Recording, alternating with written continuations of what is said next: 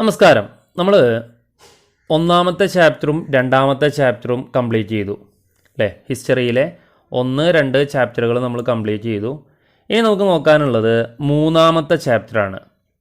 മൂന്നാമത്തെ chapter public administration അല്ലെങ്കിൽ പൊതുഭരണം. നമ്മളുടെ ഇന്ത്യയിലുള്ള ഭരണ സംവിധാനത്തെക്കുറിച്ച്, അവിടെ നിലനിൽക്കുന്ന ഭരണരീതികളെക്കുറിച്ചിട്ടാണ് നമുക്ക് ഈ ഒരു ഭാഗത്തിനകത്ത് ഡിസ്കസ് ചെയ്യാനുള്ളത്. ഭരണ സംവിധാനം എങ്ങനെ നിലനിൽക്കുന്നു, അല്ലെങ്കിൽ ഭരണരീതി ഏത് തരത്തിലാണ് മുന്നോട്ട് പോകുന്നത് എന്നുള്ള കാര്യങ്ങളൊക്കെയാണ് ഇതിനകത്ത് പറയുന്നത്. അതേപോലെ തന്നെ ബ്യൂറോക്രസി, ഉദ്യോഗസ്ഥ വൃന്ദം, അഡ്മിനിസ്ട്രേറ്റീവ് റിഫോംസ്, ഭരണപരമായിട്ടുള്ള പരിഷ്കാരങ്ങൾ, ഇതിനൊക്കെ കുറിച്ചിട്ടാണ് നമുക്ക് ഇതിനകത്ത് ഡിസ്കസ് ചെയ്യാനുള്ളത്. ഓക്കെ, അപ്പോൾ നമുക്ക് ആദ്യ ഭാഗത്തേക്ക്, ചാപ്റ്ററിൻ്റെ ആദ്യ ഭാഗങ്ങളിലേക്ക് കടക്കാം. ഓക്കെ, ഇതിൽ ഇൻസ്റ്റിറ്റ്യൂഷൻസും ഫങ്ഷൻസും കൊടുത്തിട്ടുണ്ട്. ഒരു 3 ഇൻസ്റ്റിറ്റ്യൂഷൻസും സ്ഥാപനങ്ങളും അതിൻ്റെ ഫങ്ഷൻസും ഇതിനകത്ത് കൊടുത്തിട്ടുണ്ട്. എന്തൊക്കെയാണ് ഇൻസ്റ്റിറ്റ്യൂഷൻസ്? എന്താ ഇൻസ്റ്റിറ്റ്യൂഷൻസിനകത്ത് കൊടുത്തിട്ടുള്ളത്? ഇൻസ്റ്റിറ്റ്യൂഷൻസിനകത്ത് കൊടുത്തിട്ടുള്ളത് ഒന്നാമത്തത് പ്രൈമറി ഹെൽത്ത് സെൻറ്റർ. ഒന്നാമത്തെയാണ് primary health centre. Primary health സെൻറ്ററിൻ്റെ ഫങ്ഷൻ എന്താണെന്ന് ചോദിച്ചു കഴിഞ്ഞാൽ പ്രൊവൈഡ്സ് ട്രീറ്റ്മെൻറ്റ് ഫെസിലിറ്റീസ്. എന്താണ്? ചികിത്സാ സൗകര്യങ്ങൾ ഒരുക്കി കൊടുക്കുന്നു എന്നുള്ളതാണ്. നമ്മളുടെ രാജ്യത്തിനകത്തുള്ള പ്രാഥമിക ആരോഗ്യ കേന്ദ്രങ്ങളുടെ പ്രധാനപ്പെട്ട ചുമതല എന്ന് പറയുന്നത് എന്താണ്? ചികിത്സാ സൗകര്യങ്ങൾ ഒരുക്കി കൊടുക്കുന്നു. രണ്ടാമത്തെയാണ് കൃഷിഭവൻ. കൃഷിഭവൻ്റെ പ്രത്യേകത എന്താണ്? കൃഷിയെ പ്രോത്സാഹിപ്പിക്കുകയാണ് ചെയ്യുന്നത്. പ്രൊമോട്ട്സ് അഗ്രികൾച്ചർ, കൃഷിയെ പ്രോത്സാഹിപ്പിക്കുകയാണ് ചെയ്യുന്നത്. അടുത്തതാണ് പോലീസ് സ്റ്റേഷൻ. അടുത്തത് എന്താണ്? പോലീസ് സ്റ്റേഷൻ എന്താണ്? മെയിൻറ്റെയിൻസ് ലോ ആൻഡ് ഓർഡർ, ക്രമസമാധാനം എന്ത് ചെയ്യുന്നു? പാലിക്കുന്നു എന്നുള്ളതാണ്. ഇനി നമുക്ക് എന്ത് പറയാം? സ്കൂൾസ് പറയാം അല്ലേ? ഇതിനകത്ത് പറയാൻ പറ്റുന്ന മറ്റൊന്നാണ് ഏത്? സ്കൂൾസിൽ എന്താണ്? സ്കൂളുകളിൽ എന്താണ് അതിൻ്റെ ഫങ്ഷൻ, ചുമതല എന്താണ്? പ്രൊവൈഡ് എഡ്യൂക്കേഷൻ, വിദ്യാഭ്യാസം നൽകുന്നു എന്നുള്ളതാണ് അല്ലേ? പ്രൊവൈഡ് എഡ്യൂക്കേഷൻ, വിദ്യാഭ്യാസം നൽകുന്നു. അങ്ങനെ ഒരുപാട് ഇൻസ്റ്റിറ്റ്യൂഷൻസ്, നമുക്ക് വിരലിലെണ്ണാവുന്നതിലധികം ഇൻസ്റ്റിറ്റ്യൂഷൻസ് നമ്മളുടെ രാജ്യത്തിനകത്ത് ഗവൺമെൻറ് സ്ഥാപനങ്ങളായിട്ട് എന്ത് ചെയ്യുന്നുണ്ട്? പ്രവർത്തിക്കുന്നുണ്ട്. അവയ്ക്കെല്ലാം ഓരോരോ ചുമതലകൾ നൽകപ്പെട്ടിട്ടുണ്ട്. ഓക്കെ, അപ്പം ഇതിനെക്കുറിച്ചാണ് ഈ ടേബിളിൽ പറഞ്ഞിട്ടുള്ളത്. From the table we can understand that every institution performs distinct function. ഓരോ ഇൻസ്റ്റിറ്റ്യൂഷനും വ്യത്യസ്തമായിട്ടുള്ള ചുമതലകളാണ് നിർവഹിക്കാനുള്ളത് എന്നാണ് പറയണത് അല്ലേ? ഓരോ ഇൻസ്റ്റിറ്റ്യൂഷനും വ്യത്യസ്തമായിട്ടുള്ള ചുമതലകളാണ് എന്ത് ചെയ്യാനുള്ളത്? നിർവഹിക്കാനുള്ളത്. ഇനിയോ, it is the duty of these institutions to implement the rules and development programs formed by the government. Government രൂപം നൽകുന്ന അല്ലെങ്കിൽ നടപ്പിലാക്കുന്ന നിയമങ്ങളും വികസന പദ്ധതികളും നടപ്പിലാക്കുകയാണ് ഈ സ്ഥാപനങ്ങളുടെ ചുമതല എന്ന് പറയുന്നത്. ഗവൺമെൻറ് നടപ്പിൽ വരുത്തുന്ന അല്ലെങ്കിൽ ഗവൺമെൻറ് രൂപം നൽകുന്ന നിയമങ്ങളും അതേപോലെ തന്നെ വികസന പദ്ധതികളൊക്കെ കൃത്യമായ രീതിയിൽ നടപ്പിൽ വരുത്തുക എന്നുള്ളതാണ് ആരുടെ ചുമതല? ഇത്തരത്തിലുള്ള ഇൻസ്റ്റിറ്റ്യൂഷൻസിൻ്റെ ചുമതല എന്ന് പറയുന്നത്. നമ്മൾ പൊതുവായിട്ട് നമ്മളുടെ സമൂഹത്തിൽ നമ്മൾ കാണുന്നത് തന്നെയാണ് അല്ലേ? നമുക്ക് എന്തെങ്കിലും അസുഖം വന്നു കഴിഞ്ഞാൽ നമ്മൾ എവിടെ പോകാറുള്ളത്? ഹെൽത്ത് സെൻറ്ററിലാണ്. നമ്മൾ എന്തെങ്കിലും തൈകൾ കിട്ടണമെന്നുണ്ടെങ്കിൽ നമ്മൾ പോകാറുള്ളത് കൃഷിഭവനിലാണ്. നമുക്ക് എന്തെങ്കിലും പ്രശ്നങ്ങൾ ഉണ്ടായിക്കഴിഞ്ഞാൽ, അല്ലെങ്കിൽ ആരെങ്കിലും നമ്മൾ ആക്രമിക്കുകയോ നമ്മളെ വല്ല സ്വത്തുക്കളും മോഷണം പോവുകയൊക്കെ ചെയ്തു കഴിഞ്ഞാൽ നമ്മൾ എന്ത് ചെയ്യുക? അപ്പോൾ ഓരോ കാര്യങ്ങൾക്കും അല്ലെങ്കിൽ ഓരോ നമ്മളുടെ ആവശ്യങ്ങൾക്കും നമ്മൾ സമീപിക്കുന്നത് ഗവൺമെൻറ് സ്ഥാപനങ്ങളെയാണ്. അപ്പം അതാണ് അവിടെ പറഞ്ഞു വെച്ചത്. ഓരോ ഇൻസ്റ്റിറ്റ്യൂഷൻസിനും അല്ലെങ്കിൽ ഓരോ സ്ഥാപനങ്ങൾക്കും എന്തുണ്ട്? അതിൻ്റേതായിട്ടുള്ള ചുമതലകൾ വഹിക്കാനുണ്ട്. ഓക്കെ, ഇനി നമ്മൾ പബ്ലിക് അഡ്മിനിസ്ട്രേഷനെ കുറിച്ച് പഠിക്കാൻ പോവുകയാണ്. എന്താണ് പബ്ലിക് അഡ്മിനിസ്ട്രേഷൻ അല്ലെങ്കിൽ എന്താണ് പൊതുഭരണം എന്നുള്ളതിനെ കുറിച്ചിട്ടാണ് നമ്മൾ ഇനി പഠിക്കാനായിട്ട് പോണത്. ഇനി എന്താണ് പബ്ലിക് അഡ്മിനിസ്ട്രേഷൻ? ഇതിൽ എൻ ഗ്ലാഡൻ എന്ന് പറയുന്ന ഒരു വ്യക്തി അല്ലെങ്കിൽ ഗ്ലാഡൻ എന്ന് പറയുന്ന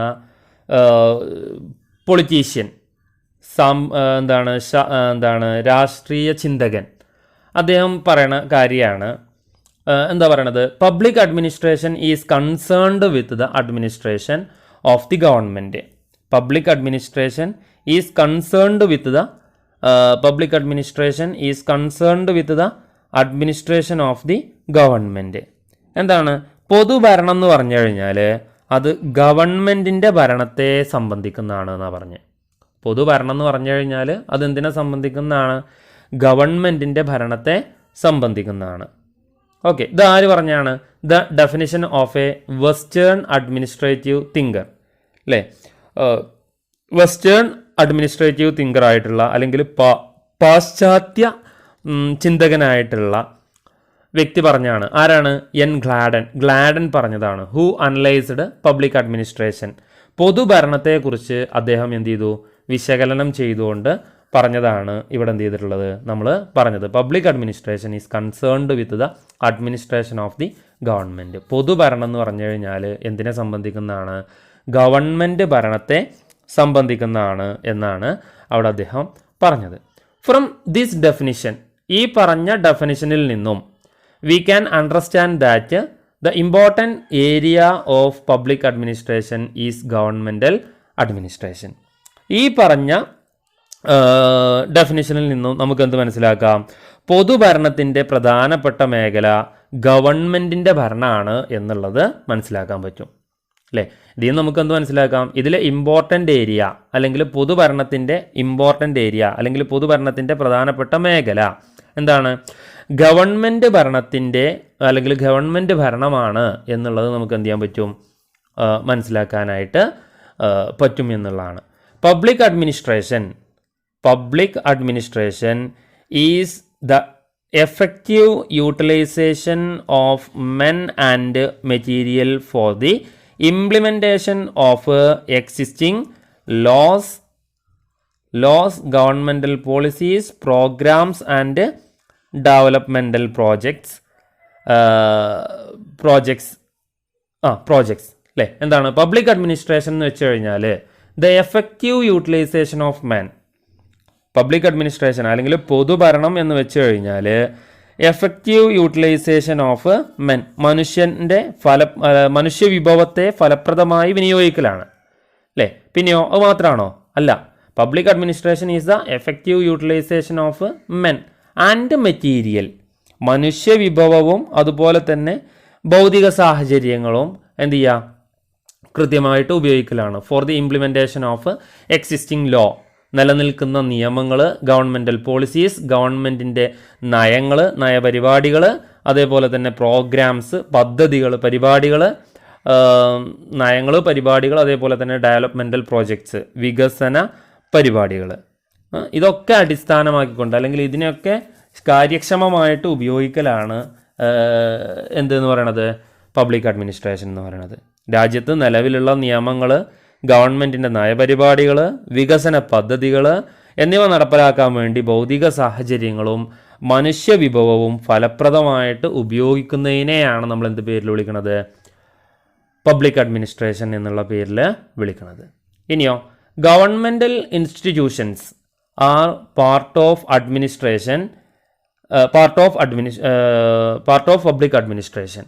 എന്താണ് ഗവൺമെൻറ്റൽ ഇൻസ്റ്റിറ്റ്യൂഷൻസ് അല്ലെങ്കിൽ ഗവൺമെൻറ് സ്ഥാപനങ്ങളെല്ലാം are part of public administration. അതെല്ലാം എന്തിൻ്റെ ഭാഗമാണ്, പൊതുഭരണത്തിൻ്റെ ഭാഗമാണ്. Governmental institutions are part of public administration. Public അഡ്മിനിസ്ട്രേഷൻ്റെ അല്ലെങ്കിൽ പൊതുഭരണത്തിൻ്റെ ഭാഗമാണ്. They function for the welfare of the people. ഇവരുടെ പ്രധാനപ്പെട്ട ലക്ഷ്യം അല്ലെങ്കിൽ അവ പ്രവർത്തിക്കുക എന്തിനു വേണ്ടിയിട്ടാണ്, ജനക്ഷേമത്തിന് വേണ്ടിയിട്ടാണ്. അവ പ്രവർത്തിക്കുന്നത് എന്തിനെ മുൻനിർത്തിക്കൊണ്ടാണ്, ജനക്ഷേമത്തെ മുൻനിർത്തിക്കൊണ്ടാണ്. അപ്പോൾ ഗ്ലാഡൻ്റെ ഒരു ഡെഫിനിഷൻ അവിടെ പറഞ്ഞു. ശേഷം എന്താണ് പബ്ലിക് അഡ്മിനിസ്ട്രേഷൻ എന്നുള്ളത് നമ്മൾ അവിടെ പറഞ്ഞു. അതും കൂടെ എന്ത് ചെയ്യുക, അതിൻ്റെ കൂട്ടത്തിൽ ഓർത്തിരിക്കുക. ഓക്കെ, ഇനി an administrative system is needed for governments to exist and function. An administrative system is needed for governments to exist and function. ഗവൺമെൻറ്റുകൾക്ക് നിലനിൽക്കാനും പ്രവർത്തിക്കാനും ഭരണ സംവിധാനം അത്യാവശ്യമാണ്. ഗവൺമെൻറ്റുകൾക്ക് നിലനിൽക്കാനും പ്രവർത്തിക്കാനും ഭരണ സംവിധാനം എന്താണ്? അത്യാവശ്യമാണ്, അല്ലെങ്കിൽ ഏറ്റവും പ്രധാനപ്പെട്ട ഒന്നാണ്. ഓക്കെ, ഗവൺമെൻറ്റുകൾ നിലനിൽക്കണം എന്നുണ്ടെങ്കിലും അവ പ്രവർത്തിക്കണം എന്നുണ്ടെങ്കിലും എന്ത് വേണം? ഭരണ സംവിധാനം നിർബന്ധമായിട്ടുള്ളൊരു കാര്യമാണ്.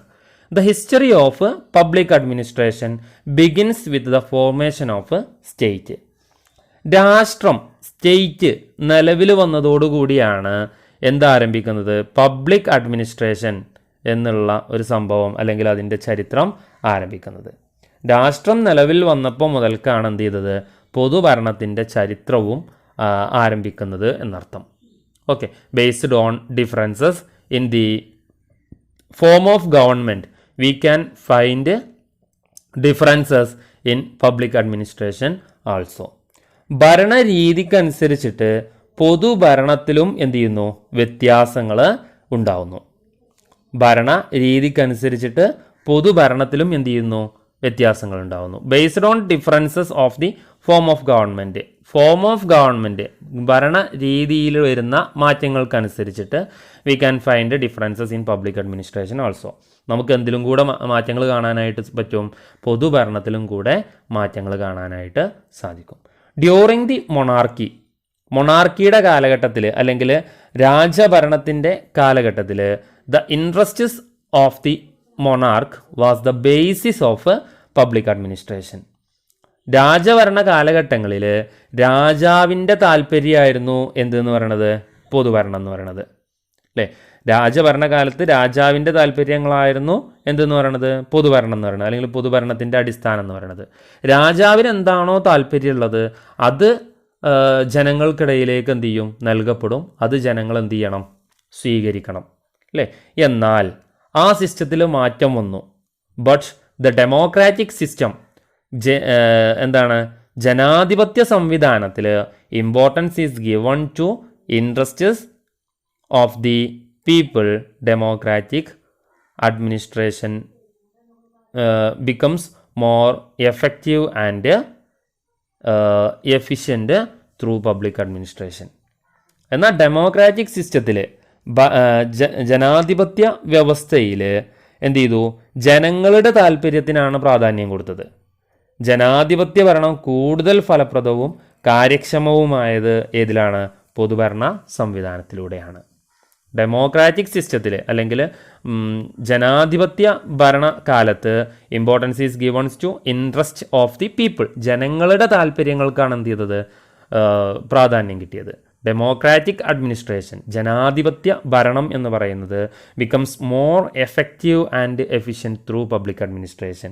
ജനാധിപത്യ ഭരണം എന്ന് പറയുന്നത് കൂടുതലും ഫലപ്രദവും അതേപോലെ തന്നെ കാര്യക്ഷമവുമായത് ഏതിലാണ്? പൊതുഭരണത്തിൻ്റെ അല്ലെങ്കിൽ ഭരണ സംവിധാനത്തിലാണ്. ഓക്കെ, ഇനി നമുക്ക് നോക്കാനുള്ളത് എന്താണ് ഇതിൻ്റെ ഇമ്പോർട്ടൻസ്? എന്താണ് പൊതുഭരണത്തിൻ്റെ പ്രാധാന്യം എന്ന് പറയുന്നത്? അതാണ് ഇനി നമുക്ക് നോക്കാനുള്ളത്. ഇമ്പോർട്ടൻസ് ഓഫ് പബ്ലിക് അഡ്മിനിസ്ട്രേഷൻ അല്ലെങ്കിൽ സിഗ്നിഫിക്കൻസ് ഓഫ് പബ്ലിക് അഡ്മിനിസ്ട്രേഷൻ രണ്ട് രീതിയിലും ചോദിക്കാറുണ്ട് കേട്ടോ. ഇമ്പോർട്ടൻസ് അല്ലെങ്കിൽ സിഗ്നിഫിക്കൻസ് രണ്ടും ചോദിച്ചാൽ സെയിം ആണ്. ഓക്കെ, പൊതുഭരണത്തിൻ്റെ പ്രാധാന്യം എന്താണ്? Governments try to find solution to various problems and ensure the welfare of the people through public administration. പൊതുഭരണത്തിലൂടെ ജനങ്ങളുടെ ഒരുപാട് പ്രശ്നങ്ങൾ അല്ലെങ്കിൽ ജനങ്ങൾക്കുണ്ടായിരുന്ന വിവിധ പ്രശ്നങ്ങൾക്ക് പരിഹാരം കാണാൻ, അതേപോലെ തന്നെ ജനങ്ങളുടെ ക്ഷേമം ഉറപ്പിക്കാൻ പൊതുഭരണത്തിലൂടെ ഗവൺമെൻറ്റുകൾ എന്ത് ചെയ്തു? ശ്രമിച്ചുകൊണ്ടേയിരുന്നു. ജനങ്ങളുടെ പ്രോബ്ലംസിന്, വ്യത്യസ്തമായിട്ടുള്ള പ്രോബ്ലംസിന് സൊല്യൂഷൻ അല്ലെങ്കിൽ എന്താണ് പരിഹാരം കാണാൻ വേണ്ടിയിട്ട്, അതേപോലെ തന്നെ ജനങ്ങൾക്ക് ക്ഷേമ പരിപാടികൾ നടപ്പിലാക്കാൻ വേണ്ടിയിട്ട് പബ്ലിക് അഡ്മിനിസ്ട്രേഷനിലൂടെ നിരന്തരം എന്ത് ചെയ്യുന്നു? ശ്രമിച്ചുകൊണ്ടിരിക്കുന്നു.